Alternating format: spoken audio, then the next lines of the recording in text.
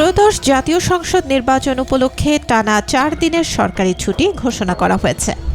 এতে শিল্পাঞ্চল গাজীপুরে সৃষ্টি হয়েছে ঘরমুখী মানুষের ব্যাপক চাপ। এর প্রভাবে ঢাকা টাঙ্গাইল ও ঢাকা ময়মনসিংহ মহাসড়কে প্রায় ৫০ কিলোমিটার এলাকা জুড়ে নজিরবিহীন যানজট দেখা দিয়েছে। কোথাও কোথাও ঘণ্টার পর ঘণ্টা যানবাহন আটকে থাকায় চরম দুর্ভোগে পড়েছেন যাত্রীরা।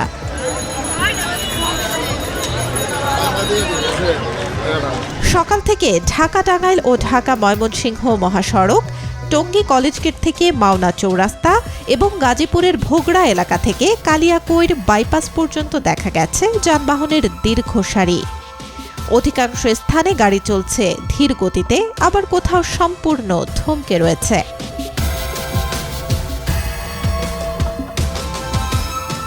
এই সুযোগকে কাজে লাগিয়ে অতিরিক্ত ভাড়া আদায়ের অভিযোগ উঠেছে পরিবহন সংশ্লিষ্টদের বিরুদ্ধে।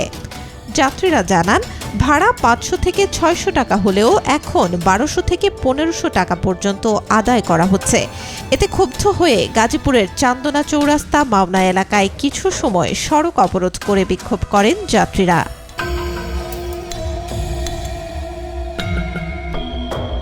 এর আগে সোমবার বিকেল থেকে গাজীপুরের বিভিন্ন এলাকার ৪ শতাধিক শিল্প কারখানা ছুটি ঘোষণা করা হয়।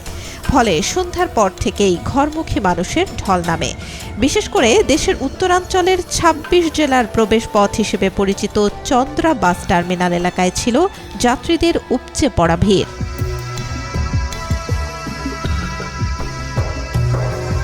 রাতভর বাস, ট্রাক, পিকআপ সহ বিভিন্ন যানবাহনের জন্য অপেক্ষা করেন হাজারো মানুষ। মঙ্গলবার সকাল থেকে তারা যে কোনো বাহনে করে গন্তব্যের উদ্দেশ্যে রওনা হচ্ছেন।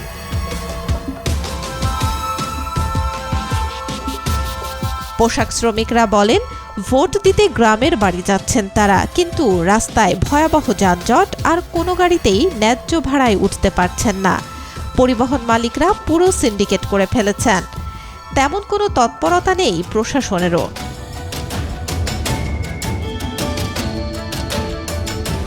যানজট পরিস্থিতি নিয়ন্ত্রণে আনতে চন্দ্রা বাস টার্মিনাল, চান্দনা চৌরাস্তা ও ভোগড়া বাইপাস এলাকায় আইন শৃঙ্খলা বাহিনীর সদস্যরা কাজ করছেন বলে জানানো হয়েছে। তবে যানবাহনের চাপ বেশি থাকায় পরিস্থিতি স্বাভাবিক হতে সময় লাগতে পারে বলে আশঙ্কা প্রকাশ করেছেন তারা। Desk report, B news 24।